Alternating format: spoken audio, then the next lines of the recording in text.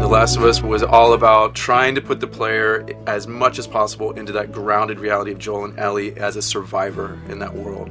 And we really constrained ourselves on design, art, etc. And then Uncharted coming back to it, it's like, oh man, cool, I can like jump.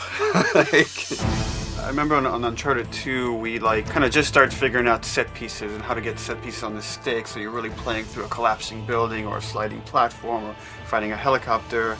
And then, moving on to The Last of Us, we were kind of really concerned with how do we take those set pieces, make it more intimate, but make them really parallel the story and the character arcs. And now coming back to Uncharted is like, okay, we can go epic again, we can go big, but we're really challenging ourselves, like, again, how do we mirror the character arcs? So we're taking what we've learned from Uncharted 2, evolved it to The Last of Us and bringing it back, but we're still keeping that pacing in the roller coaster, but at the same time it has to be driven by what's happening with the characters at that moment.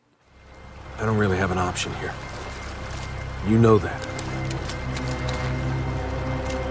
Yeah, maybe you're right. I've been out of the game, but I need back in. The Last of Us, we went to great lengths to try to create this reality, but we were still limited by the amount of overdraw the PS3 could handle, etc. And now the PS4 is allowing us to push so much more density. So it's fun to go back and go like, oh, look at the things we wished we could have done in Uncharted 1. It's just like, oh, this is easy. Like, let's just make this. So it's nice to be able to explore something and look back and go, wow, this is like, remember when we couldn't do any of this? It's kind of neat. From a character standpoint, the tech really allowed us to get more subtlety. And you're seeing hints of that, in the trailer. How much we could show pain or grimaces or, it's a subtle touch, but like as he raises his eyebrows, like the color of your skin changes as the blood flows away from that compression. And all those things just let a realistic character become much more grounded, much more believable. Gameplay-wise, we're just going deeper and richer with all the mechanics.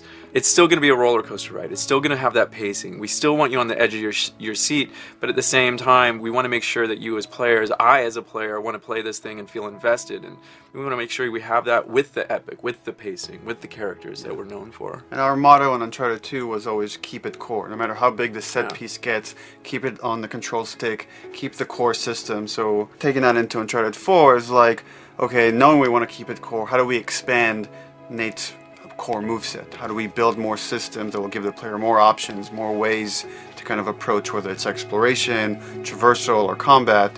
You're going to have more ways to attack those things. Ultimately, I think it will come down to how good is the gameplay, how good is the story, because without that, you can have all the graphicals, bells and whistles, and it doesn't matter. But if you have that really strong foundation, those things can really help you take over the top and really get you immersed in this journey.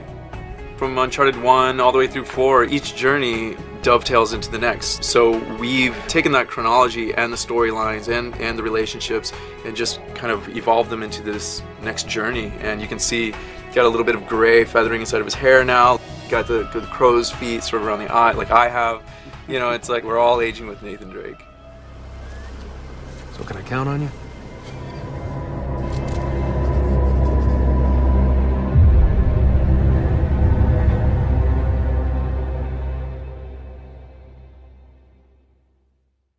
PlayStation